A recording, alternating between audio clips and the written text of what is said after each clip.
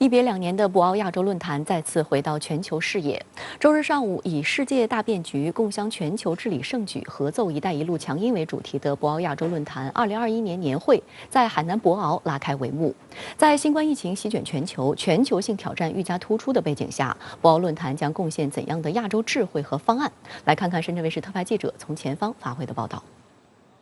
由于2020年新冠疫情在全球爆发，博鳌亚洲论坛当年的年会被迫取消。但正是基于疫情让全球性挑战愈发突出的大背景下，博鳌亚洲论坛如何继续肩负全球治理、巩固互信、应对时变的重要历史使命，贡献博鳌智慧，让本届年会备受各方关注。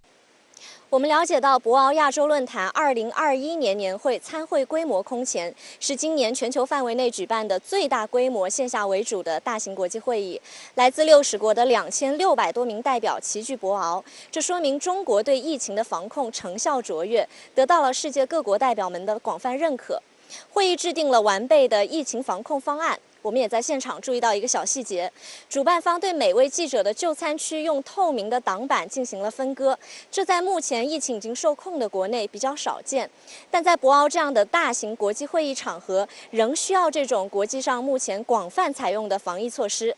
时隔2年，全球政界和商界代表再次齐聚博鳌，进行沟通对话，寻找商机，传递了亚洲国家凝聚共识、促进发展、实现繁荣的信心。国家统计局周五发布的中国经济一季报显示，一季度 GDP 同比增长18.3%，这个亮眼的数字引发外界高度关注。彭博财经预计，美国今年一季度 GDP 增长10%，与中国有相当大的差距，但这已经是拜登政府强力刺激，推出1.9万亿美元的经济拯救方案所致。相比之下，中国并未采取任何注水措施。德国经济周刊评论称，中国18.3%的增速令人印象深刻。博鳌亚洲论坛理事会秘书长李保东在周日上午举行的新闻发布会上介绍，亚洲作为世界上经济增长最具活力的地区，即使遭遇疫情，仍取得了一体化重大进展。作为抗疫模范生，亚洲在全球范围内最早稳定住疫情，恢复了生产。预计今年亚洲经济复苏的步伐将会提速，增速有望达到6.5%以上。另一方面，在全球商品服务贸易萎缩、生产要素流动受阻的情况下，一带一路合作一定程度上弥补了各国在互联互通上的不足，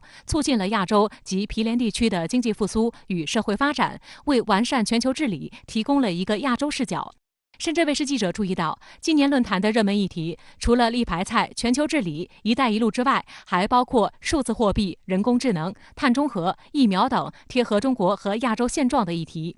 博鳌亚洲论坛研究院副院长曹丽向深圳卫视介绍，疫情既是挑战也是机遇。今年全球高度关注气候议题，疫情意外助推绿色经济，成为本次博鳌论坛年会的热门话题。我们需要新的这个绿色的复苏。那么同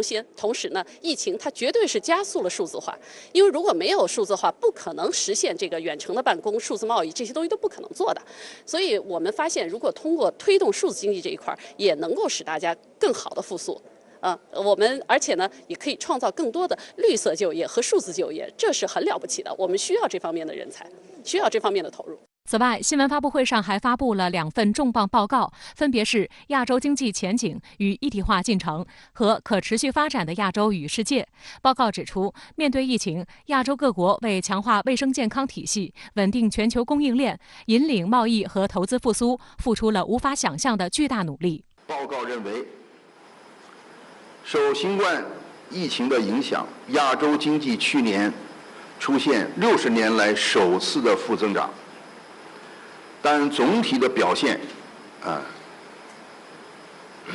从我们分析来看，就是韧性是非常强的。中国是唯一在2020年实现经济正增长的全球主要经济体。亚洲在加强疫情防控、保持产业链、供应链畅通稳定、促进贸易与投资方面发挥着重要的作用，是多边主义的稳定器。其中，中国发挥了中流砥柱的作用。